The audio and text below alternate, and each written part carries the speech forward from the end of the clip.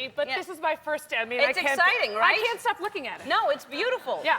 And now you look great. I got all dialed up. I'm very, very nervous. Yeah. No, why? Because I was asked about this on the red carpet, and I know you've been talking about it, and I'm very grateful to be here, and thank you for having me. Oh, I'm happy to be here.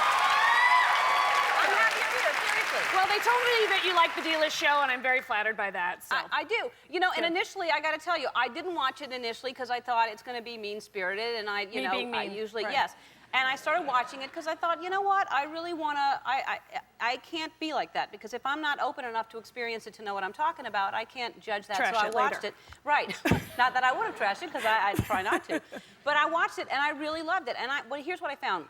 You're so hardworking. You take any gig, which I don't know why. Some of those gigs that I'm like, when you sent your husband down at that show where you sent him down to check out in the crowd, was like not even aware of who you were, I felt so bad. I know what that feels like. I've played those gigs. I'm so excited to see Kathy Griffin. She's funny. Yeah. And I don't exactly sing Christian songs, so, you know.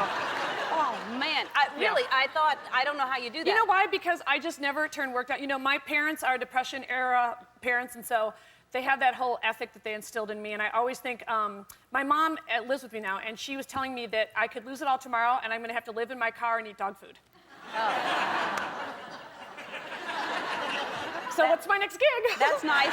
So, well, obviously you don't have to worry about that anymore, because you really are smart and very quick and very funny, and congratulations on that. It's huge. It's a Cinderella story for me. It really is. Thank you. My mouth's open.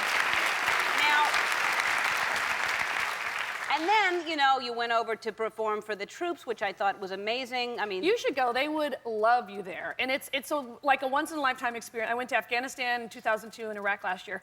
It's really like a great experience, and it's fun, and it's scary and cool, and you could do like a mock TV show there. You'd love it. I would love to go if I had time to go. I mean, I absolutely would love to go. I admire you that you went. That's really cool that you went. And also you know, you do see there's a tender side there. You know, I mean, when your dad passed away, and then when you went to Ireland, and that. Yeah, so many people were touched by that, and when people come up to me and they say, well, I didn't know your dad, but I feel like I knew your dad from the show, and I always say, you did. I mean, he was exactly the way you saw him on the Dealish show. He was, and it was weird because, you know, you do a reality show and you've got cameras in your face all day, and your dad dies. And I actually thought they did a great job of handling it, because I have nothing to do with the editing. But then when I watched the show, and I watched it with my mom, my family and stuff, and you know, it was difficult, but they really captured him perfectly, and it's sort of a nice record for my family to have of him. And now, your dad, were your parents, like, because your mom seems really supportive of you. Oh, she yeah, seems she's great. hilarious. But did they have that kind of sense of humor that was a little biting or sarcastic? Extremely, extremely so. And my dad always had that, like, screw 'em if they can't take a joke attitude. He wouldn't say screw, but he would say a different word, a pretty Catholic word.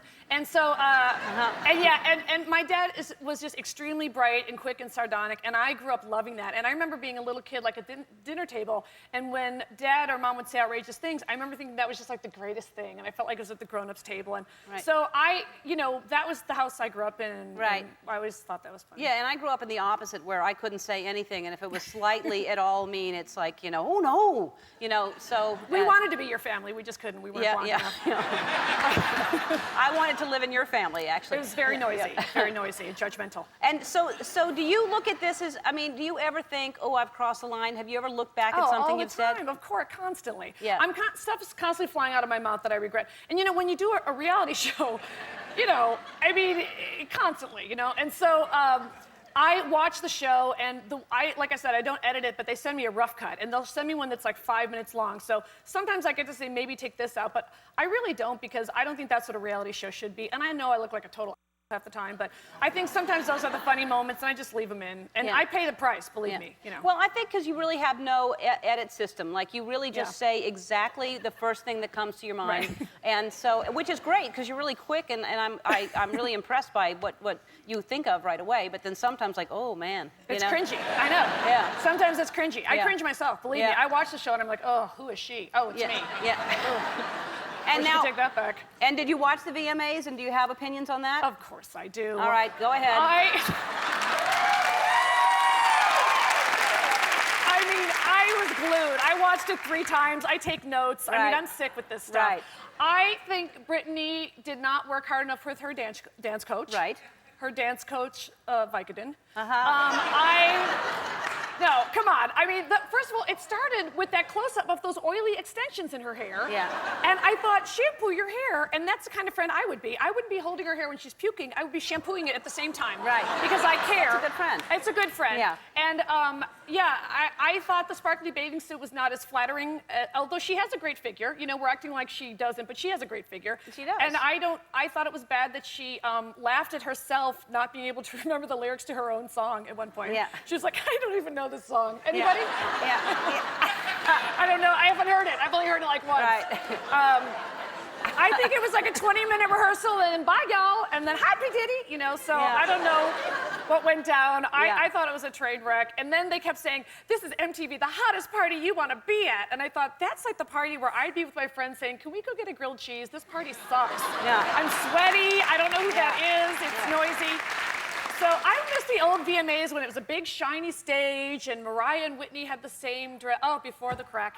They had the same dress and there was a big production number, and I didn't want to see Justin Timberlake clap and beatbox like Blake Lewis from American Idol. I want to see him sing. Yeah. I want to see Scarlett Johansson in that corset and sing What Goes Around Comes Around. That's what I wanted. Yeah, well, everybody would like to see that. Big production numbers, yes. Yeah, I thought, but here's the thing, yeah, and I agree with a lot of what you're saying about Britney, but do you ever just, like, what happens if tomorrow you happen to run into her? Do you feel bad? Do you feel like you can then go, because I know all these people, so it's like, for me, and I also was on the other end of it. I used to get, you know, after I came out, I was the butt of everybody's jokes, so I know what it feels like to be talked about all the time. Not mine.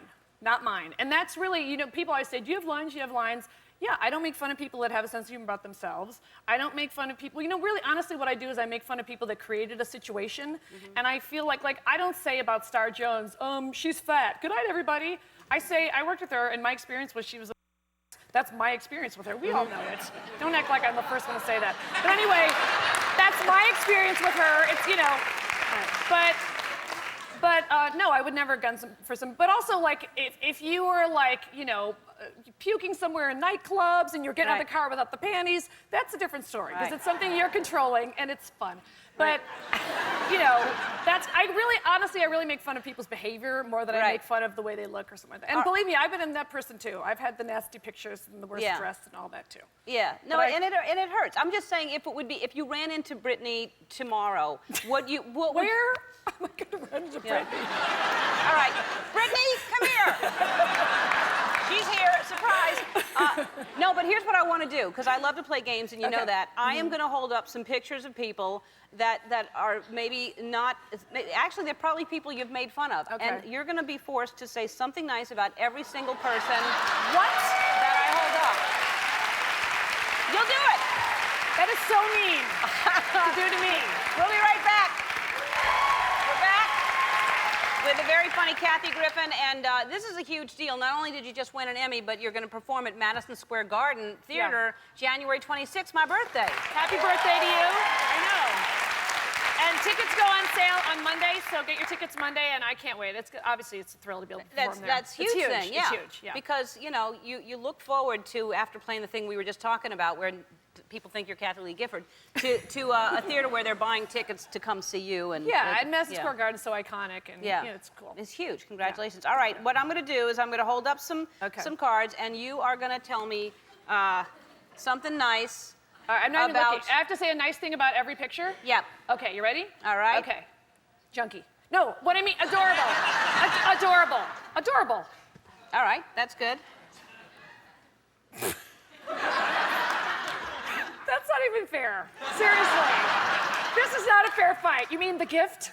Okay, come on. Anyone who says I'm tired of people not treating like the kids that I am deserves a little from me.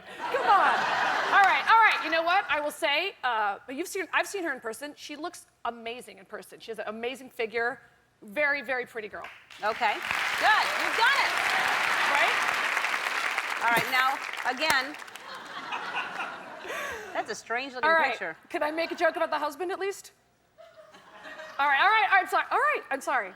I will say this. A trim.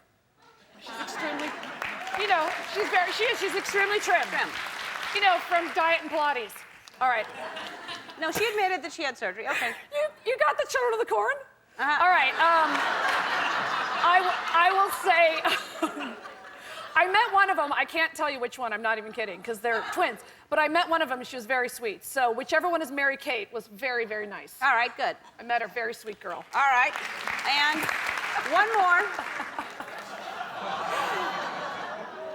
Good luck. Wow. Okay. Don't even try. Thank you. I'm not that good. I'm not that good. Kathy's going to be at the Mandalay Bay Casino in Las Vegas on October 12th and at Madison Square Garden on January 26th. We'll be right back with a 5-year-old golfer that's amazing, Kyle LaGrasso. We'll be back.